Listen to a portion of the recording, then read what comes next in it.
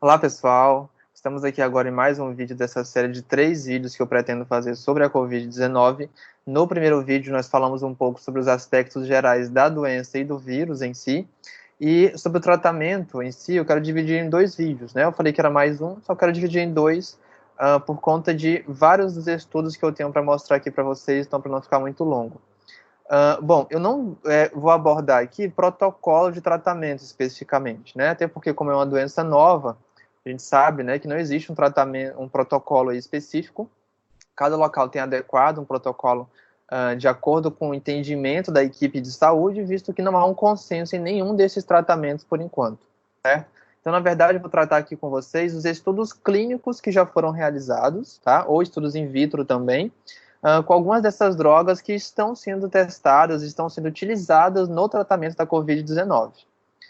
Bom, no primeiro vídeo eu falei, mas eu gostaria de reafirmar aqui, né, que todos esses medicamentos que estão sendo utilizados, é importante que eles passem por estudos. Esses estudos têm a finalidade de comprovar a eficácia e a segurança desses medicamentos.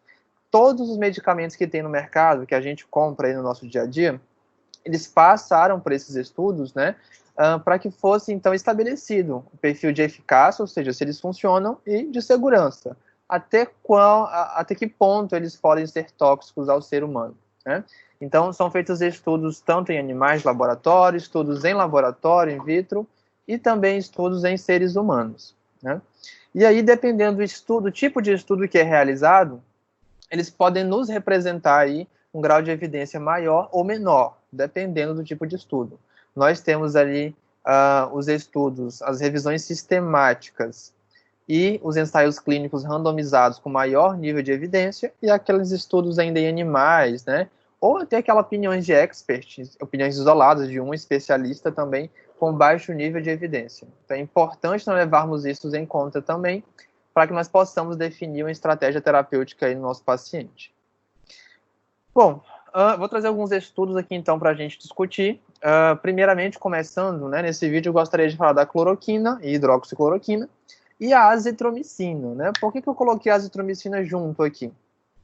Principalmente pelo fato de que dificilmente eu encontro um estudo realizado somente com a azitromicina. A grande maioria dos estudos que tem azitromicina incluiu também hidroxicloroquina. Então é por isso que eu coloquei junto aqui, para que nós possamos abordar de maneira também conjunta. Ok? Primeiramente, a gente fala muito em cloroquina e hidroxicloroquina, né? Talvez seja o medicamento aí mais utilizado, mais testado hoje em dia e mais falado, principalmente, aqui no Brasil, né? Inicialmente, existe uma diferença entre eles que é importante destacar, né? Na verdade, eles são quase a mesma molécula. O que vai mudar aqui, olha, eu tenho, né? Aqui eu não tenho essa hidroxila, que eu tenho na hidroxicloroquina. Essa hidroxila dá o nome de hidroxi aqui, cloroquina, e isso faz com que essa molécula, né, essa estrutura química também, com que essa molécula tenha um menor grau de deposição em tecidos como os ouvidos, os olhos, e também tem um menor efeito tóxico, né, nesses tecidos, e menos efeitos tóxicos também cardiovasculares. Por isso, ela é utilizada de forma crônica, posso utilizar durante um tempo maior, sendo assim, então, ela é utilizada, né, nas doenças autoimunes, como no lúpus e outras doenças autoimunes, e já a cloroquina, que tem um perfil de segurança um pouco mais restrito, né, um pouco mais tóxica, é utilizada a curto prazo no tratamento da malária, certo? Ambas podem ser utilizadas até então, né, na Covid-19. O efeito seria o mesmo, basicamente, tá? O mecanismo de ação. Agora, é claro que mudaria os efeitos, principalmente adversos. Bom, existem vários mecanismos propostos, né? São hipóteses não comprovados, né? Mas existem vários mecanismos propostos para cloroquina e hidroxicloroquina. Então, entre os principais, nós temos aqui o ciclo de replicação do vírus, né? Isso está também lá no primeiro vídeo. Quem não viu pode dar uma olhada lá no primeiro vídeo, falando um pouco sobre isso. Mas aqui a gente pode observar, né, relembrando que para que haja replicação viral, esse vírus ele tem que sair da vesícula, né? Quando ele entra na célula, ele entra dentro de uma vesícula. E aí a saída do vírus dessa vesícula é fundamental para que ele possa replicar. Essa saída, essa libertação do vírus, ela depende do pH. Eu preciso de um pH mais ácido, da ação de algumas enzimas aí também, para que ele possa ser liberado. E aí a cloroquina, a hidroxicloroquina, acredita-se também que até a azitromicina possam, então, aumentar o pH dessa vesícula, diminuindo, então, a liberação do vírus dessa vesícula, diminuindo, assim, a sua replicação. Okay? Então, o vírus ficaria preso aqui, teoricamente, nessa vesícula. Existem também algumas frentes, né, algumas hipóteses aí a serem testadas, que dizem que a cloroquina pode diminuir a entrada do vírus também na célula, talvez por um efeito ali no receptor, no ECA2, né, há uma certa ação de fato, uma interação de fato, e aí isso pode diminuir a entrada do vírus nessas células, ok? Bom, tudo começou com esse primeiro estudo aqui, publicado no Virology Journal, que mostrava, né, que a cloroquina ela conseguia inibir a replicação e o espalhamento desse vírus aí nessas células. Foi um estudo feito in vitro, então não foi em seres humanos, tá? Um estudo feito in vitro, onde eles fizeram incubação de células, né, do vírus que ia infectar essas células e da cloroquina. Então, quando a cloroquina foi adicionada antes de adicionar o vírus, e depois, né, depois de tratar essas células com a cloroquina, então foi adicionado o vírus, o que a gente observa? Para quem já é da área aí sabe do que se trata aqui, olha, né? Mas para quem não essas luzinhas verdes aqui, essa fluorescência, indica a presença do vírus. Quanto mais luzinhas verdes aí, mais vírus a gente tem presente, né?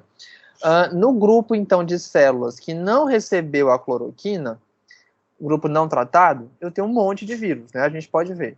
Quando eu trato essas células com 0,1 micromolar de cloroquina, já diminui um pouco, né? A gente pode comparar aqui, ó, diminui um pouco. Com 1 micromolar diminui também novamente, e com 10 micromolar, uma dose maior, uma concentração maior, né, de cloroquina, eu já quase não tenho ali vírus presentes, ok? Quando a gente olha o percentual de inibição, de fato, olha só, a concentração maior de cloroquina, ela inibiu consideravelmente aí a viabilidade desses vírus, ok? Se adicionar a cloroquina após o momento que o vírus já se ligou na célula para infectar, também há um efeito, né? A gente pode ver, olha só, 0,1 micromolar, 1 micromolar, 10 micromolar, só que a gente observa que mesmo no 10 micromolar ainda há aqui a presença desses vírus, diferentemente do que a gente viu aqui, certo? Então isso mostra que há um efeito, mas parece ser menor, mesmo em uma concentração, superior da cloroquina, ok?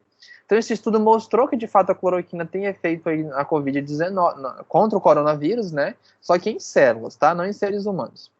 Esse outro estudo, também feito in vitro, utilizou tanto a cloroquina quanto o Remdesivir, um antiviral que eu vou falar também aqui no próximo vídeo. Esse antiviral ele já foi testado, inclusive em seres humanos, mas nesse estudo aqui, eles verificaram o efeito da cloroquina e do Remdesivir antes de infectar as células e depois de infectar as células. O que eles observaram? A cloroquina ela tem efeito tanto no momento da entrada quanto após a entrada do vírus na célula. Já o Remdesivir ele tem efeito depois da entrada, mas não antes da entrada, o que já era esperado mesmo devido ao mecanismo de ação dele, né? Quando a gente observa aqui, olha só, isso aqui é uma técnica de Western blotting, né, um teste, onde a gente consegue ver a presença de proteínas do vírus. Então aqui, quando eu utilizo a cloroquina ainda antes da entrada, ela diminui, ó. Como está mais transparente aqui, está menos preto, né? A gente pode observar que é uma diminuição das proteínas virais, mostrando que a cloroquina tem esse efeito aí contra o SARS-CoV-2 in vitro, ok? Não em seres humanos, muito importante lembrar. Bom, esse outro artigo, ele sugere, não foi feito um teste, mas é uma sugestão de que o zinco ele possa aumentar ou potencializar o efeito da hidroxicloroquina na Covid-19. Isso porque o zinco já possui efeito imunomodulador importante, a gente sabe que em várias infecções virais ele pode desempenhar um papel ali na nossa imunidade, e aí, como a cloroquina também teria um efeito ionóforo, né, de aumentar a entrada de alguns íons na célula, eu teria uma sinergia, um efeito ali de cooperação entre a hidroxicloroquina e o zinco, né?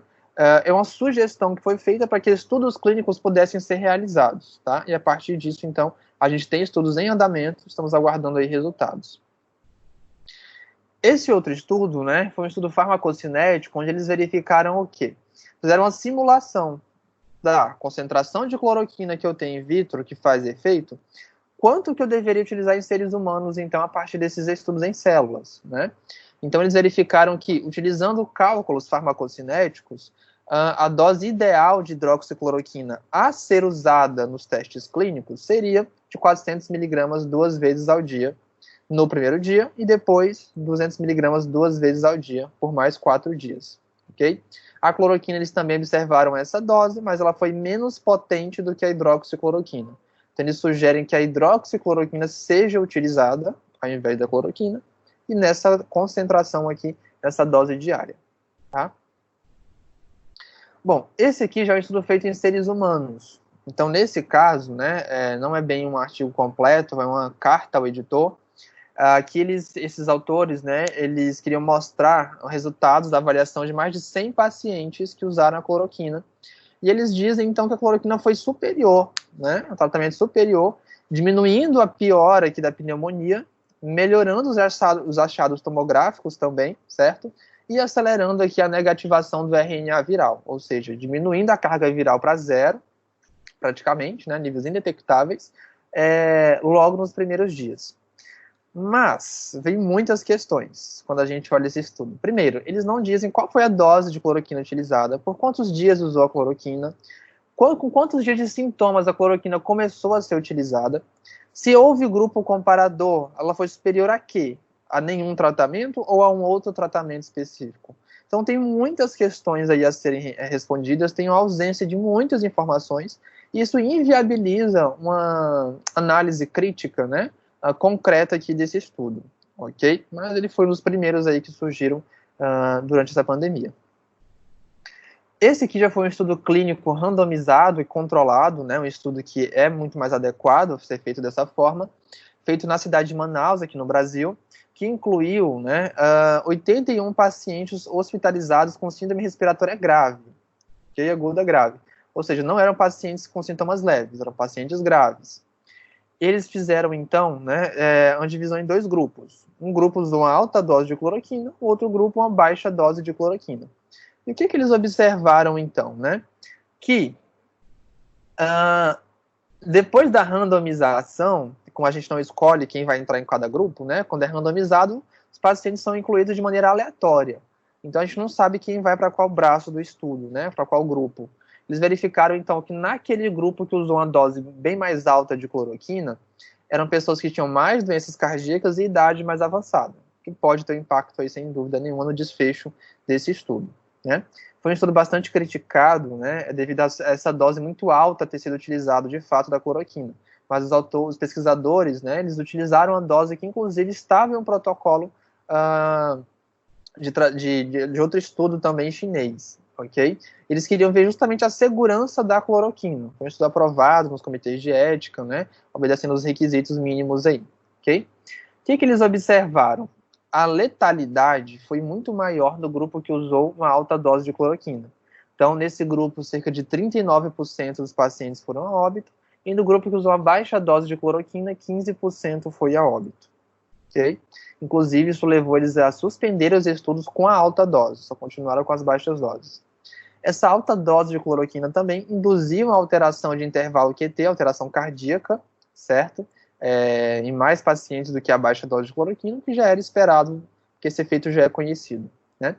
Em relação à eficácia, daqueles 81 pacientes, eles tinham resultado de suave nasal, o nasofaríngeo, né, para carga viral, de 27 apenas, dos 81 pacientes. E desses 27, apenas 6 negativaram ali a PCR a partir do quarto dia de tratamento, mostrando que a eficácia não era como esperado, né? Superior como esperado. Okay?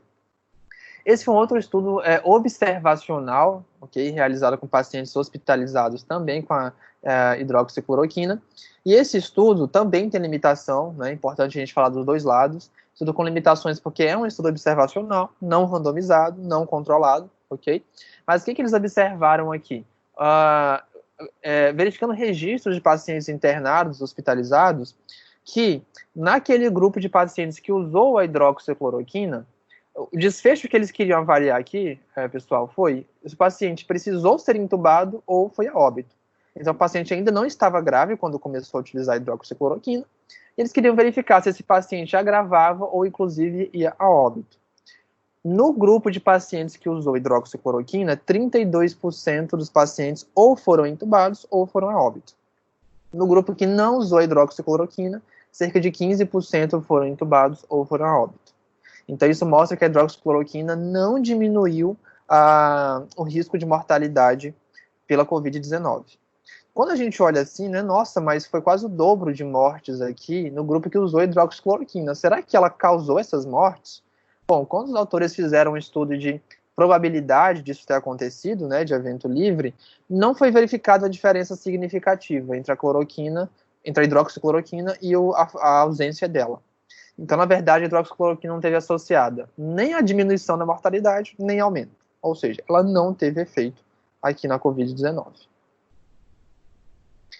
Esse outro estudo, né, realizado no estado de Nova York, nesse estudo eles verificaram, basicamente, o uso da hidroxicloroquina, né, ou azitromicina em pacientes hospitalizados. E eles queriam verificar o efeito com e sem a azitromicina. Primeiro desfecho que eles queriam avaliar, mortalidade, se tinha diferença. E segundo, alterações cardíacas, se eles alteravam ali, né? Estudo publicado no mês de maio.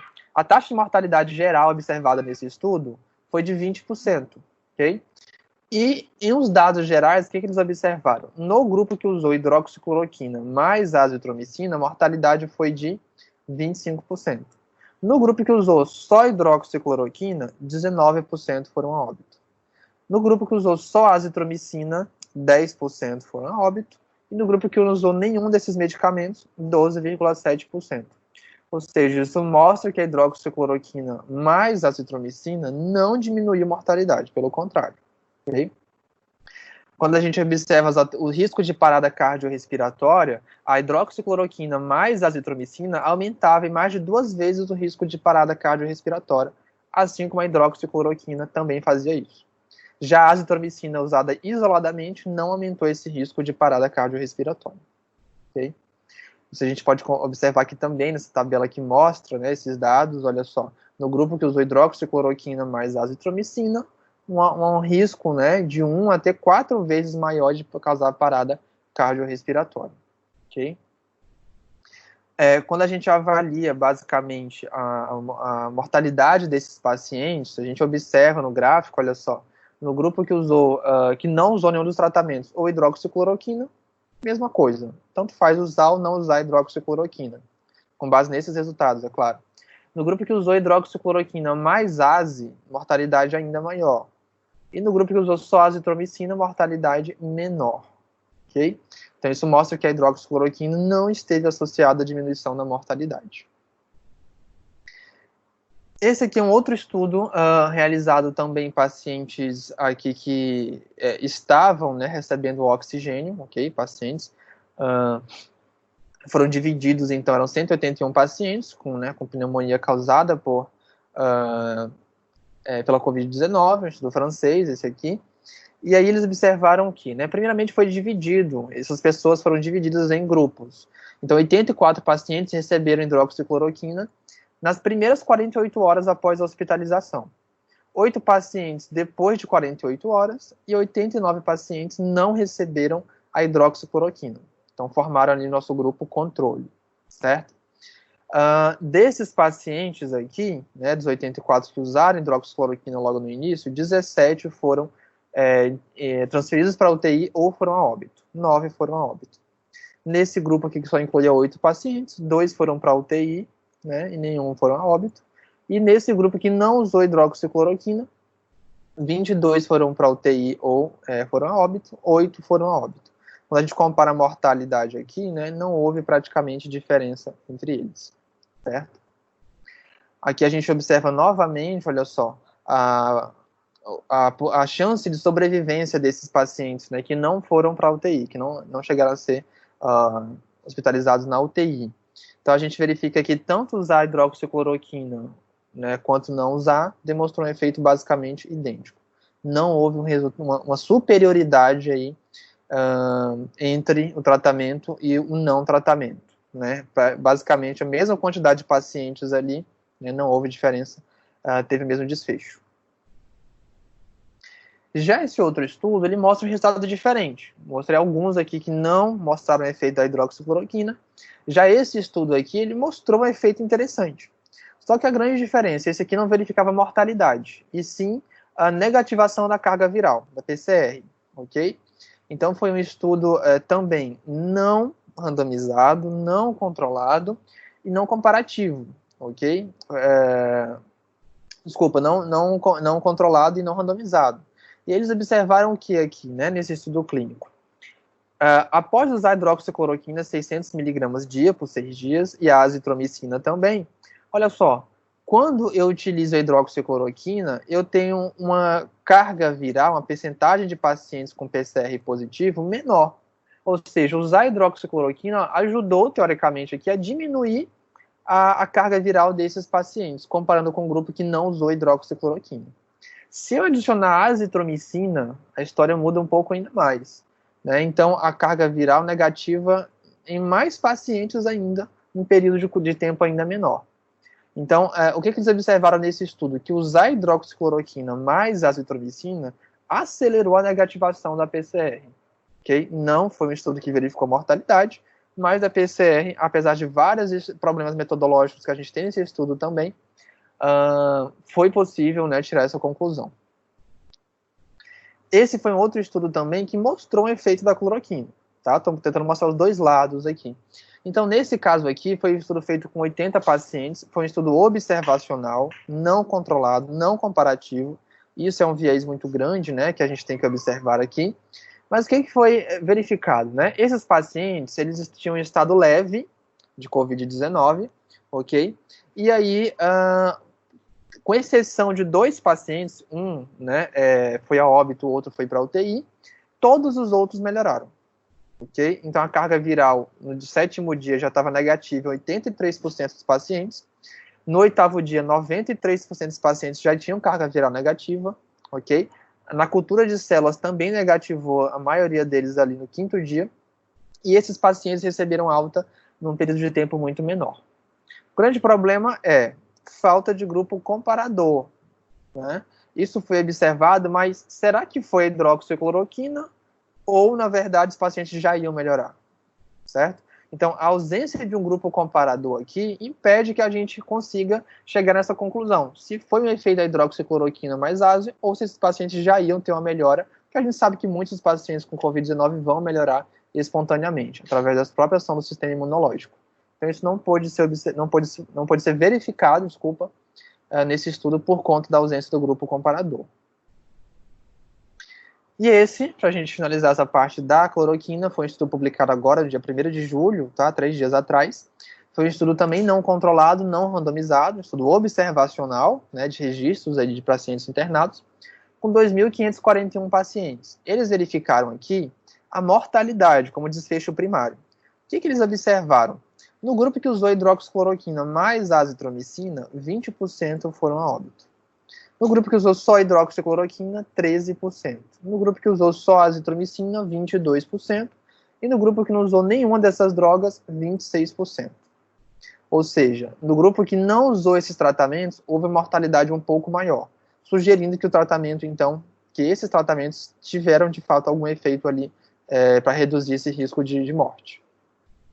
Quando a gente observa os dados do estudo aqui, olha só, de dias após, né, a chance de sobrevivência nesse caso, não de mortalidade, nesse gráfico, né, mas a gente observa que a hidroxicloroquina mais azitromicina ou azitromicina, todos os tratamentos foram superiores a não usar o tratamento, mostrando que essas drogas tiveram aí, teoricamente, um efeito aumentando a chance de sobrevivência desses pacientes. Mesma coisa a gente observa, deixa eu voltar aqui, mesma coisa, quer sair daqui. Mesma coisa a gente observa nesse caso, né? Os pacientes que usaram hidroxicloroquina tiveram uma chance de sobrevivência maior do que não usaram hidroxicloroquina. Ok? Bom, o que a gente pode observar então, né, pessoal, dessa parte da cloroquina? Algo interessante citar aqui que eu esqueci de falar também. Nesses pacientes que receberam hidroxicloroquina e tiveram redução da mortalidade, a maioria deles, quando comparado a esse outro grupo, estava usando também corticoides. Então, isso pode ter ajudado a melhorar a sobrevivência desses pacientes. A gente sabe que os corticoides têm um efeito interessante na COVID-19. Além disso, esses pacientes aqui que tinham um maior nível de mortalidade também tinham mais problemas cardiovasculares. Então, esses dois fatores podem ajudar a entender também aí esses resultados, ok? Bom, como a gente pode ver, não há um consenso completamente, né? Alguns estudos mostram efeito, mas com vários problemas metodológicos. A maioria não mostra um efeito satisfatório. Em breve a gente vai ter mais resultados, inclusive de um estudo da Organização Mundial de Saúde, sobre esse medicamento, a cloroquina, ok? O fato é que vários países, incluindo os Estados Unidos, já deixaram de utilizar a cloroquina, por conta da ausência de evidência de que ela funcione realmente, ok? Falando um pouquinho agora sobre a ivermectina. A ivermectina é um outro medicamento também que a gente não tem um efeito comprovado, né? Bem menos ainda evidência do que a cloroquina. Tudo começou com esse estudo aqui que mostrava que a ivermectina tinha um efeito in vitro. Então, em cultura de células, olha só, após de 48 horas, a ivermectina diminuiu a carga viral, tanto dentro das células quanto no sobrenadante, no líquido ali que banha essas células. Em todos os cenários aqui, a ivermectina diminuiu os RNAs, diminuiu a replicação do vírus nas células de rim de macaco. Muito importante lembrar que isso não são as células que o vírus usa para infectar o ser humano, mas é um modelo de fato que a gente utiliza ali in vitro para testar medicamentos. A ivermectina, então, demonstrou esse efeito, mas não mostrou o efeito ali satisfatório em seres humanos. São estudo apenas in vitro, ok? Importante ressaltar. Os autores sugerem, deixa eu tirar esse risco aqui, os autores sugerem que o efeito seja provavelmente devido a quê? A um efeito nas proteínas importinas, né? Já eu falo melhor sobre isso. Este outro artigo aqui, ele fala justamente que esse efeito observado no estudo anterior foi uma concentração de ivermectina muito alta. Inclusive, essa concentração ela é cerca de mais de 10 vezes maior do que a dose máxima em ser humano, e cerca de 100 vezes mais a dose usual que a gente utiliza em seres humanos. Ou seja, não seria viável, né, utilizar uma dose tão alta assim de ivermectina para atingir uma concentração pulmonar satisfatória a fim de fazer o efeito adequado. Então é pouquíssimo provável que a ivermectina vá fazer em seres humanos esse efeito que foi visto aí em células, ok? Esses outros autores aqui, eles sugerem, né, basicamente, que a ivermectina ela possa ter um novo mecanismo de ação. Eles sugerem que a ivermectina ela apresente, né, um efeito ionóforo, inclusive de aumentar a entrada do zinco na célula, e aí junto com o zinco ela poderia ter uma potencialização do efeito. Mas isso é uma hipótese. Muito importante lembrar que não há comprovação de que isso seja verdadeiro. É uma hipótese a ser testada. E nós não podemos levar, principalmente levar para uma grande quantidade de pacientes uma conduta clínica baseada em hipóteses. Nós precisamos de dados seguros para que esses medicamentos sejam utilizados nos nossos pacientes. Este outro editorial, né, mostra basicamente também possíveis mecanismos de ação da ivermectina na COVID-19. Também hipóteses a serem testadas. Eles sugerem que, assim como a ivermectina já tem efeito para outras viroses, ela possa apresentar um efeito também contra o SARS-CoV-2. Aqui a gente observa que ela já teve, de fato, um efeito in vitro, né, contra a Zika vírus, vírus influenza, a febre do Nilo, entre outros. E aí, esse efeito seria basicamente porque a ivermectina inibe a ativação de proteínas chamadas importinas. Essas importinas, elas ajudam, né, na translocação de proteínas virais para o núcleo da célula, ajudando na replicação viral. Então, o bloqueio da ativação dessas importinas diminuiria a migração dessas proteínas virais para o núcleo e diminuindo, assim, também a replicação viral. Isso aconteceria, em tese, com qualquer vírus de RNA. Como acontece já com vários outros vírus de RNA, é possível que também aconteça aí com SARS-CoV-2.